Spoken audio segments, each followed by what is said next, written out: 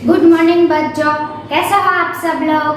I hope you all are fine. My name is Kripali Sisange and welcome to in Saraswati group of education. बच्चों, अगले video lecture में मैंने आपको objective paper का revision करवाया था, राइट? याद है आपको?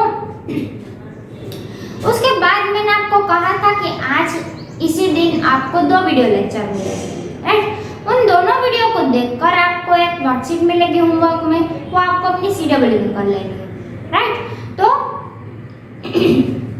आपको वर्कशीट में से देखकर अपना होमवर्क करना है, पर पहले मैं आपको वीडियो में क्या समझाऊंगी। हम लोगों ने अगले वीडियो लेक्चर में ऑब्जेक्टिव पेपर रिवीजन उसका 40 मार्क का और उसकी पेपर स्टाइल देखी थी, राइट? उसमें हमने question number 32 make the following the explain मैंने आपको कर दिया था, राइट? मैंने आपको समझाया था। उसके बाद के जो 2 टॉपिक थे वो हमारे लेफ्ट थे, मतलब कि बाकी थे। कौन से? Question number 33 to 36। उसमें क्या आने वाला है बच्चों? उसमें आने वाला है answer in 1 words. Answer in 1 words का मतलब क्या होता है? आंसर इन 1 वर्ड मतलब के हमें एक शब्द में उत्तर लिखने हैं। 4 क्वेश्चन हो गए, 4 मार्क्स होंगे, राइट? तो मैंने यहाँ पर पहला क्वेश्चन लिखा है, कमरे में अंधेरा क्यों था? कमरे में अंधेरा क्यों था? वो सूर्य वाला चैप्टर, राइट? मैं अभी यहाँ पर आपको इस वीडियो लेक्चर में सारे चैप्टर के क्वेश्चन आंसर एक बार रिवाइज करवाऊंगी, राइट? तो पहले हम पेपर स्टाइल के अकॉर्डिंग एक बार देख ले कि एक शब्द के उत्तर में आपको क्या लिखना है। यहाँ पर पूछा है कि कमरे में अंधेरा क्यों था? क्यों था? क्योंकि रात हो गई थी? नहीं। खिड़कियां बंद थी? यस, खिड़कियां बंद होने के कारण। क्या दरवाजा बंद था? दरवाजा बंद हो तो चलता है, पर खिड़की खुली होनी चाहिए तो कमरे में उजाला आ सकता है, पर खिड़कियां ही बंद थी, इसलिए कमरे में अंधेरा था। तो ख ऑप्शन आएगा। उसके बाद यहाँ पर पूछा है कि माली अपनी मालाएं बेचने कहाँ जाया करता था? माली अपनी मालाएं बेचने कहाँ जाता था बच्चों? स्कूल में जाता था, बाजार में कि मंदिर में? यस, मंदिर में जाया करता था। तो यहाँ पर हमने 2 क्वेश्चन लिखकर आपको बताए हैं। आपको इसी प्रकार के क्वेश्चन पूछे जाएंगे, आपको अपने पेपर में टिक करने हैं, राइट? तो यहाँ पर हमारा क्वेश्चन नंबर 32 टू 36 कंप्लीट होता है। इसके बाद नेक्स्ट कौन सा क्वेश्चन दिया गया है उसको मैं आपको थोड़ा डीप में समझाऊंगी, इसलिए आपको कहीं से भी कोई भी क्वेश्चन पूछे, फिर आंसर वन वर्ड में पूछे या सब्जेक्टिव के पेपर में भी पूछ सकते हैं, तो आपको जल्दी से याद रह जाए, इसलिए सारे चैप्टर के क्वेश्चन आपको एक बार रिवाइज करवा देती हूँ, राइट? उसके बाद आया है क्वेश्चन नंबर 36 टू 40। उसमें दिया गया है answer in 1 sentence. Answer in 1 sentence के मार्क्स है 4। उसको आपको क्या करना है? उसके आपको आंसर इन 1 सेंटेंस में भी बिल्कुल सेम टू सेम ऑब्जेक्टिव ही होगा, राइट? आपको उसके एक वाक्य में उत्तर ऐसे लिखना नहीं है, राइट? तो पहला दिया गया है 36 में कि सिंहासन पर कौन बैठा है? सिंहासन पर कौन बैठता है? हमें पता है कि राजा हो वो बैठता है। तो इस हमारे पूरे के पूरे सिलेबस में 2 राजा है, एक आम जो फलों का राजा है और दूसरा महाराज शेर सिंह। पर महाराज शेर सिंह कहीं पर सिंहासन पर बैठे हुए ऐसा हमें कहा नहीं गया है। राजा है पर सिंहासन पर बैठे नहीं है, इसीलिए हमें यहाँ पर ऑप्शन दिए गए, हमें सोच समझकर लिखना है। शेर सिंह तो नहीं आएगा। आम फलों का राजा, यस, तो आम फलों का राजा है और फलों की सभा में वो सिंहासन पर भी बैठे थे, इसलिए हमें यहाँ पर आम फलों का राजा उसमें टिक करना है। उसके बाद दिए गए हैं हिरण, तो हिरण भी नहीं आएगा, राइट? तो इस प्रकार हमें टिक करना है समझ कर।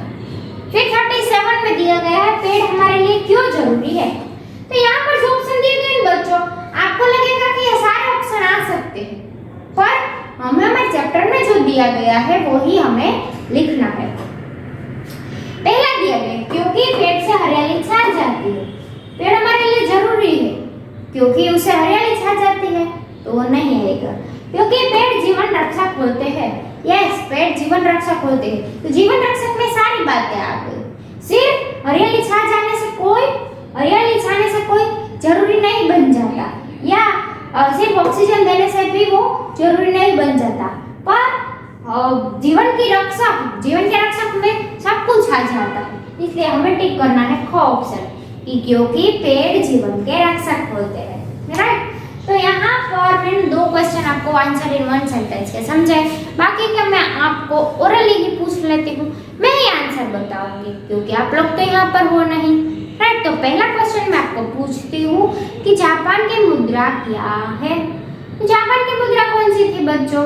यस, जापान की मुद्रा येन थी। फिर उसी चैप्टर में से जापान का पारंपरिक पहनावा कौन सा है? तो जापान का पारंपरिक पहनावा कौन सा था बच्चों? जापान का पारंपरिक पहनावा था किमोनास, राइट। फिर यहाँ पर चैप्टर 8 में ही क्वेश्चन दिया गया है कि यह पत्र किसने किसे लिखा है। तो ये पत्र कौन लिख रहा था बच्चों? तो हमारे इस सिलेबस में तो 2 पत्र दिए गए हैं, एक जापान वाला और एक सच्चा मित्र। तो जो सच्चा मित्र वाला क्वेश्चन हो ना, तो आपको लिखना है कि ब्रूक्स ने सभी मनुष्यों से कहा है, राइट। और यहाँ पर जापान में से क्वेश्चन पूछा जाए तो आपको लिखना है अक्षिता ने अपनी सहेली रीना को, राइट। तो ये खास याद रखना है आपको। फिर दिया गया है उद्योग में जापान अन्य देशों से क्यों आगे है? क्योंकि वहाँ के लोग बहुत मेहनती होते हैं और कोई भी काम होता है वो पूरे मन से कर लेते हैं, इसलिए उद्योग में वे लोग बहुत ही आगे हैं। फिर मैं आपको पूछ सकती हूँ कि चेरी उत्सव की क्या विशेषताएं हैं? तो चेरी उत्सव की विशेषताएं क्या थी कि चेरी उत्सव का एक विशेषता थी कि चेरी नाम का एक वृक्ष जो था वो जापान में चेरी नाम के वृक्ष पर बहुत ही सुंदर फूल खिलते थे, राइट। इसके कारण और ये लोगों को फूल बहुत प्रिय थे, राइट। तो इसलिए यहाँ के लोग चेरी उत्सव को सेलिब्रेट करते हैं, चेरी उत्सव मनाते हैं क्योंकि चेरी नाम के वृक्ष पर बहुत सुंदर फूल खिलते हैं और इन लोगों को फूल बहुत पसंद होते हैं, इसलिए यहाँ के लोग चेरी उत्सव मनाते हैं, राइट। तो यहाँ पर चैप्टर नंबर 1 के क्वेश्चन आंसर कंप्लीट हुए। अब मैं आपको पूछती हूँ चैप्टर नंबर 9 के क्वेश्चन। चैप्टर नंबर 9 का नाम क्या था? दादा दादी चुप क्यों रहते हैं, राइट। कहती हूँ कि मम्मी क्या काम करती थी। तो बच्चों मम्मी क्या काम करती थी? मम्मी विद्यालय जाती थी और मम्मी बच्चों को पढ़ाती थी, राइट। तो ये क्वेश्चन आंसर आपको आएगा। फिर दूसरा पूछ सकती हूँ कि पापा घर कब लौटते हैं? पापा घर कब लौटते हैं? जब शाम हो जाती है तब पापा घर लौटते हैं। पापा दफ्तर से घर लौटते हैं। कब लौटते हैं? शाम को, राइट।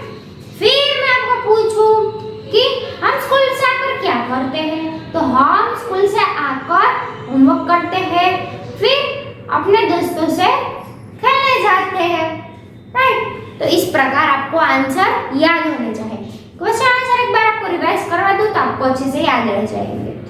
हमें दादा दादी के साथ क्यों बैठना चाहिए? तो बच्चों हमें दादा दादी के साथ क्यों बैठना चाहिए? क्योंकि उनसे बातें करने से उनका भी मन बहल जाता है और हमें भी बहुत सारी जानकारियाँ मिल सकती है उनसे, राइट। उसका अकेलापन भी दूर हो जाएगा और हमारे मन को भी तसल्ली मिलेगी, इसलिए हमें दादा दादी के साथ बैठना चाहिए।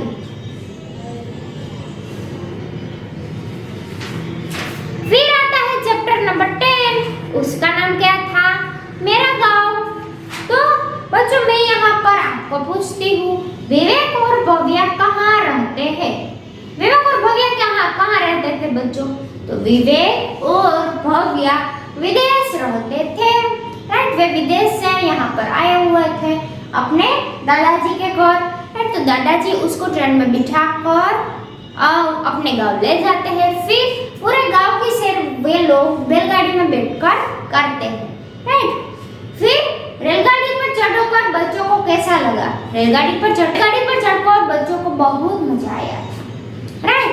फिर आता है गांव के बच्चों ने तैरना कहाँ से सीखा? गांव के बच्चों ने तैरना कहाँ से सीखा? वे लोग कहीं स्विमिंग क्लासेस में गए थे? नहीं ना। तो यहाँ पर इसके आंसर में आएगा गांव के बच्चों ने तैरना अपने आप सीख लिया है, किसी लोगों ने इसको सिखाया नहीं है। राइट। फिर आता है दादाजी बच्चों को बैलगाड़ी से क्यों ले गए? क्यों ले गए? उसके पास पैसे नहीं थे कि वो लोग उसको ले जाना नहीं चाहते थे। पर उसका आंसर आएगा दादाजी बच्चों को बैलगाड़ी पर बिठाकर इसलिए गांव घुमाने ले गए क्योंकि वे उसको बैलगाड़ी का अनुभव कैसा होता है वो उसको फील कराना चाहते थे। राइट। तो महसूस कराना चाहते थे, इसीलिए वे उनको बैलगाड़ी में बिठाकर पूरे गांव की सैर करवाने ले जाते हैं। राइट। तो ये आपको याद रखना है। ऐसा नहीं था कि उसके पास पैसे नहीं थे, वे लोग बस में या टैक्सी में नहीं जा सकते थे, ऐसा नहीं था, पर वे उसका अनुभव करवाना चाहते थे बच्चों को, इसलिए वो बैलगाड़ी में बिठाकर बच्चों को ले गए थे। फिर मैं आपको पूछूं कि बच्चों को गांव क्यों अच्छा लगा? बच्चों को गांव क्यों अच्छा लगा था बच्चों? क्योंकि बच्चों ने विदेश में ऐसी शांति, समृद्धि और स्वच्छता कहीं पर नहीं देखी है। राइट। विदेश में ऐसा कहीं पर देखने नहीं मिलता है क्योंकि वहाँ पर बहुत प्रदूषण होता है और गांव में बिल्कुल हरियाली एकदम होती है। राइट। तो बच्चों को गांव में ये पूरा का पूरा वातावरण देखकर बहुत अच्छा लगा था। राइट। तो यहाँ पर चैप्टर नंबर 10 मेरा गांव मैंने आपको एक बार क्वेश्चन आंसर समझाकर एक्सप्लेन कर दिया है। फिर आता है चैप्टर नंबर 11। चैप्टर नंबर 11 कौन सा था? यस, हमारा चैप्टर नंबर 11 था ईमानदारी का फल। उसमें कौन कौन से क्वेश्चन आ सकते हैं कि लकड़हारा अपना गुजारा कैसे चलाता था? तो लकड़हारा अपना गुजारा कैसे चलाता था? वो लकड़ियां बेचकर अपना गुजारा चलाता था। वो जंगल में जाता था, लकड़ियां काटता था, फिर उसका गट्ठर बनाकर बाजार में ले जाता था और वहां पर बेच जाता था। इस प्रकार लकड़हारा अपना गुजरान चलाता था। राइट। फिर दूसरा है लकड़हारे की कुल्हाड़ी नदी में कैसे गिर गई थी? कैसे गिर गई थी? लकड़हारे ने गट्ठर के ऊपर एक कुल्हाड़ी रखी थी, पर गट्ठर था ना वो बहुत भारी हो गया था और बहुत धूप थी, कड़ी धूप थी। उसके कारण लकड़हारे के पांव लड़खड़ा गए। लड़खड़ा गए मतलब के એના પાવ એકદમ ધ્રુજી ગયા, લડખડાવી ગયા। તો એની જે કુહાડી હતી એ નદીના અંદર જે પુલ ઉપરથી નદીમાં પડી ગઈ। राइट। तो लकड़हारे की कुल्हाड़ी नदी में गिर गई थी। लकड़हारे ने सोने चांदी की कुल्हाड़ी लेने से क्यों इनकार कर दिया? क्यों इनकार कर दिया था? क्योंकि वे उन्होंने मेहनत से कमाई हुई नहीं थी और उसकी थी ही नहीं, तो वो क्यों लेता? तो इसलिए उसने इनकार कर दिया कि मुझे सोने की भी नहीं चाहिए, चांदी की भी नहीं चाहिए, मुझे तो मेरी कुल्हाड़ी चाहिए। लकड़हारे की कुल्हाड़ी थी लोहे की। राइट। लोहा यानी कि लोखंड। राइट। फिर यहाँ पर दिया गया है कि लकड़हारा दुखी क्यों हो गया था? लकड़हारा दुखी इसलिए हो गया था क्योंकि उसके पास एक ही कुल्हाड़ी थी और वो भी नदी में गिर गई थी, इसलिए बेचारा परेशान हो गया क्योंकि उसके पास दूसरी कुल्हाड़ी लेने के पैसे नहीं थे और वो बहुत ही गरीब था, इसलिए बेचारा दुखी हो गया। राइट। उसके बाद दिया गया है वह अपनी कुल्हाड़ी देखकर खुशी से क्यों उछल पड़ा? जब जलपरी ने लोहे की कुल्हाड़ी बाहर निकाली तो अपनी कुल्हाड़ी को सामने देखकर वो खुशी से उछल पड़ा कि हाँ, मेरी कुल्हाड़ी मुझे मिल गई, इसलिए वो खुशी से उछल पड़ता है। जलपरी ने लकड़हारे को तीनों कुल्हाड़ियां क्यों दे दी? जलपरी उनको तीनों के तीनों कुल्हाड़ियां दे देती है। क्यों दे देती है? क्योंकि लकड़हारे की प्रामाणिकता देखकर जलपरी उस पर प्रसन्न हो जाती है और उसको भेंट के स्वरूप में सोने की, चांदी की और लोहे की तीनों के तीनों कुल्हाड़ियां उसको दे देती है। राइट। तो यहाँ पर हमारा चैप्टर नंबर 11 ईमानदारी का फल कंप्लीट होता है। उसके बाद दिया गया है चैप्टर नंबर 12 सूर्य। राइट। तो सूर्य हमारे लिए बहुत ही महत्वपूर्ण है बच्चों। तो ये चैप्टर हमें बहुत अच्छे से याद होगा। उसमें पहला क्वेश्चन दिया गया है पौधा क्यों सूख गया? पौधा क्यों सूख गया था बच्चों? पौधा कमरे में रखा हुआ था और सूर्य प्रकाश न मिलने के कारण पौधा सूख गया, क्योंकि कमरे की सारी खिड़कियां बंद थी और कमरे में कहीं से भी सूर्य प्रकाश आ नहीं रहा था, इसीलिए पौधा सूख गया। राइट, तो ये था पहला क्वेश्चन। अब आता है दूसरा क्वेश्चन। चारों ओर अंधेरा कब छा जाता है? जब सूर्य ढल जाता है तब चारों ओर अंधेरा छा जाता है। राइट, सूर्य ना निकले तब अंधेरा छा जाता है। सूरज हमारे लिए क्यों जरूरी है? सूरज हमारे लिए इसलिए जरूरी है क्योंकि सूर्य से हमें रोशनी और सूर्य से हमें गर्मी मिलती है, ऊर्जा मिलती है, इसीलिए सूर्य हमारे सबके लिए बहुत ही जरूरी है। राइट, तो ये था हमारा बोलने की बारी के सारे क्वेश्चन। अब लिखने के बारी के क्वेश्चन में आपको एक बात बता देती हूँ। सूर्य से हमें क्या मिलता है? तो सूर्य से हमें प्रकाश और गर्मी मिलती है। राइट, ऊपर का ही सेम क्वेश्चन है, पर क्वेश्चन अलग तरीके से पूछा है, पर आंसर तो सेम टू सेम ही रहेंगे। राइट, फिर दूसरा है, चिड़िया ठंड से क्यों कांप रही थी? चिड़िया ठंड से क्यों कांप रही थी बच्चों? क्योंकि उसको गर्मी नहीं मिल रही थी। जैसे ही उसकी माँ ने चिड़िया को उठाकर बालकनी में रखा तो उसको सूर्य की गर्मी मिली और वो खुश हो गई। राइट, फिर से फड़फड़ाने लगी। राइट, तो ठंडी से कांप रही थी तो उसको जैसे ही गर्मी मिल जाती है तो उसमें जान आ जाती है। राइट, तो ये था दूसरा क्वेश्चन। अब आता है तीसरा क्वेश्चन। उसमें क्या पूछा गया है? यदि सूरज ना निकले तो क्या होगा? यदि सूरज ना निकले तो क्या होगा? तो समुद्र का पानी जम जाएगा, पूरा का पूरा समुद्र जम जाएगा, बर्फ बन जाएगा। फिर धरती पूरी की पूरी धरती अंधकार में डूब जाएगी, धरती अंधकार में डूब जाएगी, समुद्र का पानी भी जम जाएगा, पेड़ पौधे मर जाएंगे, पेड़ पौधे मर जाएंगे। सूर्य प्रकाश ना मिले तो पेड़ पौधे मर ही जाएंगे ना, क्योंकि सूर्य प्रकाश ही उसका खुराक है।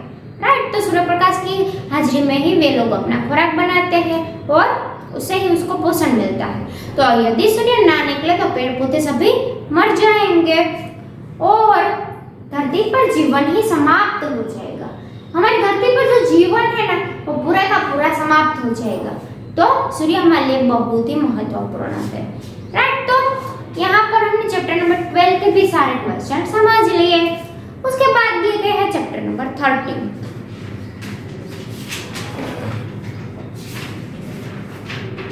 उसका नाम है वीर जवाहर। तो वीर जवाहर एक पोयम है। राइट, तो आपको ये पूरी की पूरी पोयम कंप्लीटली अपने मुंह जबान में याद रख लेनी है। राइट, तो उसको कंप्लीटली आपको रीड कर लेना है, क्योंकि इसमें से आपको काव्य पंक्तियां भी पूछी जा सकती है। राइट, तो ये तीनों की तीनों पंक्तियां आपको अच्छे से याद रख लेनी है। तो यहाँ पर क्वेश्चन दिया गया है कि हमारे देश के प्रथम प्रधानमंत्री कौन थे? तो हमारे देश के प्रथम प्रधानमंत्री कौन थे? मैंने आपको बताया ही था, पंडित जवाहरलाल नेहरू हमारे पहले प्रधानमंत्री थे। राइट, उसके बाद दिया गया है बाल दिवस कब मनाया जाता है? तो मैंने आपको ये भी बताया था कि 14 नवंबर को बाल दिन मनाया जाता है। और 14 नवंबर को किसका बर्थडे आता है? यस, 14 नवंबर को वीर जवाहरलाल नेहरू का बर्थडे आता था। राइट, और उनको बच्चे बहुत ही प्रिय थे, इसलिए जब उसकी डेथ हो गई तब सरकार ने ये निर्णय लिया कि उसके बर्थडे को बाल दिन के रूप में मनाया जाए। राइट, तो जो हर साल 14 नवंबर को बाल दिन मनाया जाता है, तो वो भी किसकी याद में? पंडित जवाहरलाल नेहरू की याद में। राइट, उसके बाद क्वेश्चन दिया गया है कि हमने आज़ादी क्यों ली? हमने आज़ादी क्यों ली? क्योंकि हम अंग्रेजों के गुलाम नहीं थे। राइट, और हमें उसकी गुलामी भी नहीं करनी थी। ये देश हमारा था और हम हमारे देश में ही क्यों गुलाम रहे? राइट, तो इसलिए हमने आज़ादी ली थी। राइट, फिर दिया गया है कि हिंद देश से यहाँ किस देश की ओर संकेत किया गया है? हिंद देश, यहाँ पर हिंद देश कहा गया है, तो हिंद देश यहाँ पर दिया गया है, तो ये कौन से देश के बारे में कहा गया है? यस, ऑब्वियसली हिंद देश मतलब कि हमारा हिंदुस्तान, इंडिया के बारे में संकेत दिया गया है, हमारे भारत के बारे में। शांति के दूत का क्या अर्थ होता है? शांति का दूत मतलब कि जो शांति का दूत मतलब कि जो शांति से अपने सारे कार्य करता हूँ, सारे अपने जो संदेश होते हैं, किसी को वो कुछ भी कहना चाहता है पर शांति से कहे, तो इसलिए उसको कहते हैं शांति का दूत यानी कि संदेश पहुंचाने वाला। फिर बच्चों के प्रिय चाचा का पूरा नाम लिखो। बच्चों के प्रिय चाचा कौन थे? वीर जवाहरलाल को चाचा भी कहा जाता था, राइट? तो उसको पंडित जी भी कहते थे, चाचा भी कहते थे, वीर भी कहते थे। तो यहाँ पर उसका पूरा नाम पूछा गया है, तो आप करना ही चाहिए पंडित जवाहरलाल नेहरू, राइट? तो ये उसका पूरा नाम है। उसके बाद दिया गया है आपको चैप्टर नंबर 14। चैप्टर नंबर 14 में क्या दिया गया है बच्चों? तो चैप्टर नंबर 14 में आपको दिया गया है कि हाथ को सुधारो। तो हाथ को सुधारो में आपको क्वेश्चन आंसर आ सकते हैं कि माली किस गांव में रहता था? तो माली राजापुर नाम के गांव में रहता था। फिर माली के बेटे का नाम, तो माली के बेटे का नाम था रघुवीर। फिर माली कितने रुपए में माला बेचता था? तो माली पूछे तो 5 रुपए में, और उसके बेटे के बारे में पूछे तो उससे पहले 1 रुपए में, 2 रुपए में, 3, 4, 5 और अंत में 10 रुपए में माला बेची, राइट? तो यहाँ पर हमें ये चीजें खास याद रखनी है। फिर पिता पुत्र माला बेचने कहाँ पर जाया करते थे? तो यहाँ पर अभी हमने देखा था आंसर इन 1 वर्ड्स में कि पिता पुत्र दोनों मालाएं बेचने मंदिर में जाया करते थे, राइट? फिर माली के बेटे ने एक दिन उससे क्या अपने पिता से क्या कहा कि पिताजी मैं भी मालाएं बनाना सीखूंगा, राइट? तो ये सारे मेन क्वेश्चन आंसर है, आपको इसे याद रख लेना है, राइट? उसके बाद दिया गया है चैप्टर नंबर 15। चैप्टर नंबर 15 में क्या दिया गया है? चैप्टर नंबर 15 पका कमाल, राइट? तो ये चैप्टर दिए गए हैं मीनू और पप्पू की कहानी, राइट? तो पापा ने प से प्यार के बारे में समझाया, मीनू ने प से परिश्रम के बारे में बताया, राइट? प से परिश्रम, मीनू ने प से परिश्रम के बारे में बताया, पप्पू ने प से परोपकार के बारे में बताया, फिर मां ने प से पकौड़े के बारे में बताया, और अंत में फिर सब लोग जोक सुनते हैं और पप्पू बोलता है कि सबसे अजैब प तो मैं जानता हूँ, और वो है प से पप्पू। तो यहाँ पर हमने 1, 2, 3, 4, 5 कुल 5 प के बारे में जाना, राइट? तो ये भी आपको याद रखना है। फिर उसके बाद था हमारा अंतिम चैप्टर नंबर 16 खुशहाल वन।